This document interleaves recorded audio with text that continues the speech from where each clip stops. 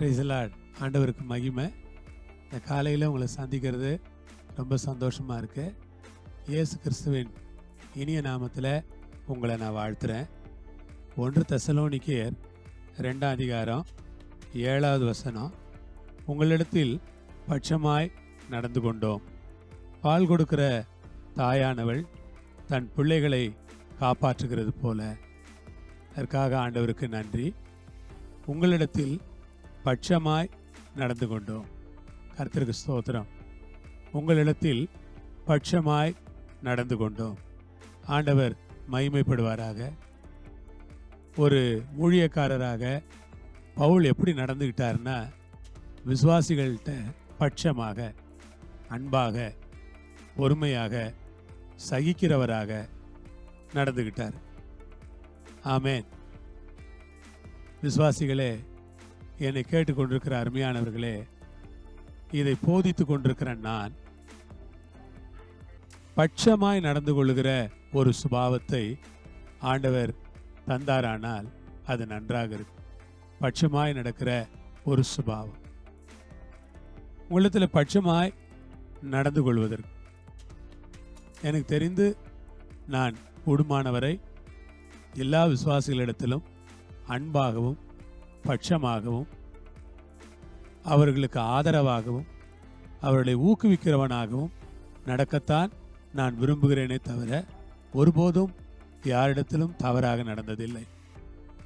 பால் கொடுக்கிற தாயானவள் தன் பிள்ளைகளை காப்பாற்றுகிறது போல. வார்த்தையை பாருங்கள். பால் கொடுக்கிற தாயானவள். பால் கொடுக்கிற தாய்க்கு முதலாவது என்ன இருக்கும்னா, பிள்ளை மேலே ரொம்ப அன்பு இருக்கும். பிள்ளை மேலே ரொம்ப அன்பு இருக்கும். கர்த்தருக்கு ஸ்தோத்திரம். இந்த மிருகங்கள் கூட தான் பிள்ளைகளுக்கு பால் ஊட்டுகிற மிருகங்கள் ரொம்ப சந்தோஷமாக பால் ஊட்டுங்க. தாய் மெலிஞ்சு போயிடும், ஆனால் குட்டிங்கள்லாம் கொழு கொழுன்னு இருக்கும். இந்த பால் ஊட்டுகிற தாயினுடைய சுபாவம் தான் ஒரு பாஸ்டருடைய சுபாவம்.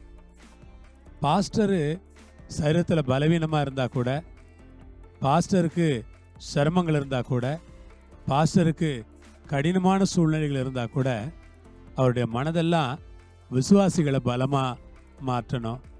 விசுவாசிகள் ரொம்ப உற்சாகமாக இருக்கணும்.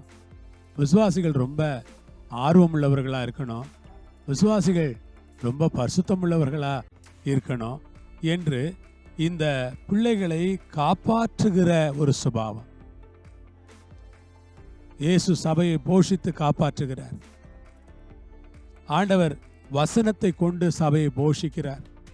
திருவசனமாகிய கலங்கமில்லாத ஞானப்பாலை கொடுத்து ஒரு தாயை போல போதகர் நின்று வசனமாகிய கலங்கமில்லாத ஞானப்பாலை சபைக்கு கொடுத்து, இதை நீங்கள் உட்கொண்டு வளருங்கள், பலனடையுங்கள், ஆரோக்கியம் அடையுங்கள், ஆசீர்வதிக்கப்படுங்கள், உயர்வடையுங்கள் என்று அந்த போதகர் அவளை ஊக்குவித்து உற்சாகப்படுத்துகிறது போல ஒரு பால் கொடுக்கிற தாயை போல போதகர் இருக்கிறார்.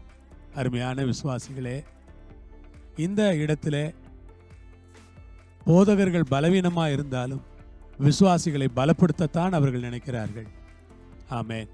நான் பார்த்திருக்கிறேன், பால் கொடுக்கிற நிறைய தாய்மார்கள் ரொம்ப பலவீனமாக இருப்பார்கள். குழந்தையோ ரொம்ப ஆரோக்கியமாக இருக்கும். அதுபோல விசுவாசிகளாகி உங்களை கர்த்தர் ஆசீர்வதிக்கட்டும். கர்த்தருக்கு ஸ்தோத்திரம். அந்த ஒரு சிந்தையை போதகனாகி எனக்கு ஆண்டவர் தந்திருக்கிறார். அந்த சிந்தையோடு தான் வாழ்ந்து கொண்டிருக்கிறேன். இன்னும் விசுவாசிகளுக்காக, விசுவாசிகளுடைய குடும்பங்களுக்காக, சபைக்காக ஊக்கமாய் ஜெபிக்கிறேன். தொடர்ந்து ஜெபிப்பேன். உங்களை கர்த்தர் ஆசீர்வதிப்பார். ஜெபம் பண்ணுவோமா? பரலோக பிதாவே, உங்களிடத்தில் பட்சமாய் நடந்து கொண்டோம். அதற்காக ஸ்தோத்திரம். பட்சமாய் நடந்து கொள்ளுகிற ஒரு தெய்வீக சுபாவத்தை எங்களுக்கு தாரும். பால் கொடுக்கிற தாயானவள் பிள்ளைகளை காப்பாற்றுகிறது போல நாங்களும் இருப்பதற்கு தேவரீர் எங்களுக்கு கிருபை பாராட்ட வேண்டும் என்று நாங்கள் ஜெபம் பண்ணி உம்முடைய கரங்களில் கொடுக்கிறோம். வழிநடத்துங்க, ஆசீர்வதிங்க, உங்கள் சுத்தத்தை நிறைவேற்றி கொள்ளுங்க ராஜா. இயேசுவின் மூலம் கேட்கிறோம் பிதாவே. ஆமென், ஆமென். கர்த்தர் உங்களோடு இருப்பார், உங்களை ஆசீர்வதிப்பார். எல்லா மகிமையும் கர்த்தருக்கே. ஆமென்.